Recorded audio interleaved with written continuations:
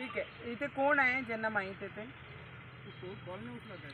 ते सुंगारेचा फोन नाही उचलत आहे. काल सांगितल्यानंतर सोनारीला फोन लावा ना. नंबर आहे कोणा? काल सांगितलं लाव त्यांना फोन लाव.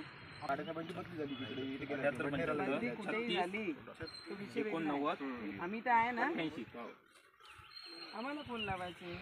2 वाजता येणार आहे. तुम्ही इथे काय करत आहे? Happy birthday.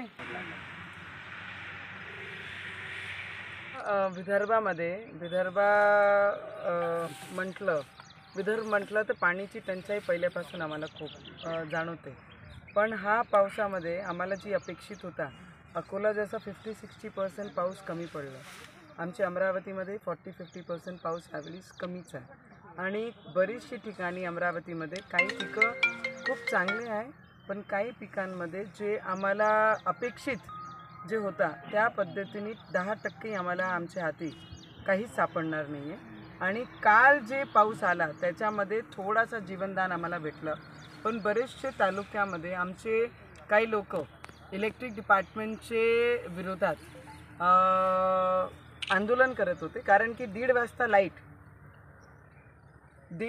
लाईट येते रात्री, आणि गावची जी लाईट आहे ते कापून 1:30 वाजता शेताची लाईट देतात, आणि तिथे लोड शेडिंग दाखवून पूर्ण वेळ लाईटिंगचं हे करून टाकतात. तर मला वाटते जे नुकसान झालेलं आहे तहसीलदार आमच्या सोबतीच आहे, आणि मी जिल्ह्याचे जेवढेही प्रशासन आहे त्यांनासुद्धा हे आदेश देणार आहे की जिथे जिथे जे पद्धतीने नुकसान झालं आहे 10%, 20%, त्याचे जर पंचनामे केले.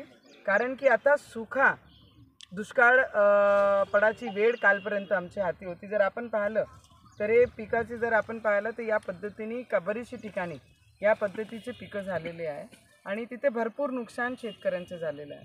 तर मला वाटते जे लाईटचे द्वारा जे टॉर्चर शेतकऱ्यांना करतात, कारण की आमची सरकार म्हणते की आम्ही पूर्ण वेळ 12 तास आम्ही लाईट देऊ, आणि 12 तास लाईट देण्याचं आम्ही हेच विनंती करतो की दिवसात जर तुम्ही लाईट कपात लोडशेडिंग गावात केली आणि दिवसात आम्हाला जर शेतात दिली तर शेतकरी रात्री आरामात झोपू शकतात. ते वारंवार आमच्यासारखे लोकप्रतिनिधी डिमांड करत असते. पण आज जे पिकाचं नुकसान झालेलं आहे तर ज्या प्रमाणातही झालं त्याचे पंचनामे जर आपण केले तर शेतकऱ्यांना मदतीचा हात आपण देऊ शकतो. तर असंच प्रशासनसोबत, कलेक्टर सोबत आणि आमचे तहसीलदार मॅडमला सुद्धा मी सांगितलं तालुक्याची पूर्ण माहिती घ्या, कुठून कुठून निवेदन आलेलं आहे. बरेचसे ठिकाणी निवेदन त्यांनासुद्धा गेले आहे, आम्हाला भरपूर फोन येत आहे. तर जिथे प्रॉब्लेम असं आढळते त्याचे पंचनामे जर आपण केले तर मला वाटतं आपण मदत त्यांना करू शकतो. नाही, काल ज्या पद्धतीने थोडासा पाऊस आम्हाला भेटलं तर शेतकऱ्यांना जीवनदान आपण म्हणू शकतो की आपल्याला थोडा पावसामुळे जीवनदान शेतकऱ्यांना भेटलं आहे. पण परिस्थिती हा बिकटच आहे.